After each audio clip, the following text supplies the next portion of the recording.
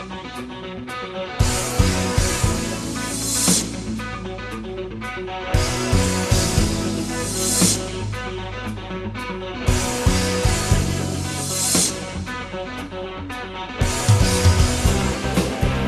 hello there again, folks. This is Jiminy Critic here, and today we are going to talk about the movie Watchmen. The movie is Watchmen, taken from the graphic novel called Watchmen, which was published in '86-'87. Originally, just a quick note, the graphic novel, comic book type thing was released in 12 segments, a segment at a time to tell its complete story during those years. And that book was written by Alan Moore and Dave Gibbons, and illustrated, of course, beautifully. If you like those kind of things, it's a well-told tale, an interesting book.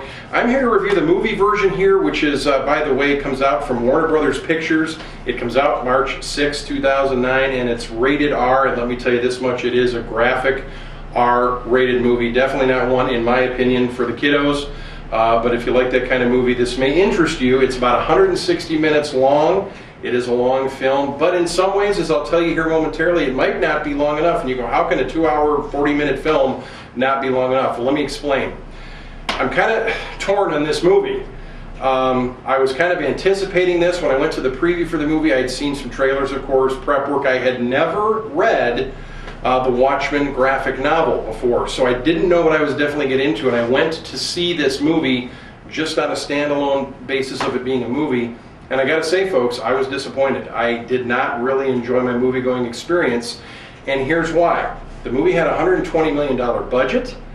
You see a lot of the money right up there on the screen. They definitely spent a lot of money in the preparation and the sets and the costuming and the special effects that are in the movie, but I didn't understand a lot of what I was watching. So here's the deal. I think this movie, Watchmen, was prepared for and made basically for the folks that have read and enjoyed and maybe even reread since '86-'87 the Watchmen graphic novel. Because here's the thing, as I was watching the movie during that whole 2-hour, 40-minute time period, there was a lot of things in the story I couldn't figure out, I couldn't understand. I didn't know why they were doing this, why the characters were doing that, how the characters even maybe became the characters or people that they were.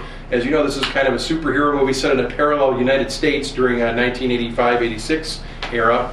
Even one of the funny things is Richard Nixon has been elected president for the 5th time. Again, I was kind of disappointed in this movie on the movie's sake. Now, I will say this.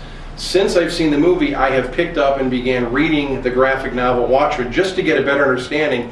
And I will tell you this, if you have never read the book, my advice would be check out that book before you go to see the movie. If you're already a fan, you can't wait to see it, that's fine. But for my money, now that I'm reading the novel, I understand a lot more of what I saw on the screen that was not explained to me on the screen. We got another clip here we're going to show you where and in this graphic novel there are a bunch of different type characters. And one of my favorites is the character Rorschach, and you'll get to know him in the movie, and there's a whole deal behind him and his name and this mask that he wears with continually moving ink blots, you know, like the Rorschach tests. Well, there's another character named Dr. Manhattan in this movie, a huge blue, human-looking character, but he certainly has superhuman capabilities as compared to the other masked fighters in this movie. That's kind of a cool little part of the story. So again, Watchmen, long movie, doesn't tell you everything on the screen that you need to know if you've never read the graphic novel. You're going to have to check this one out for yourself. One of the phrases in the movie is, "Who watches the Watchmen?" And if I were you, I'd read the novel before I watch the Watchmen. Talk to you later.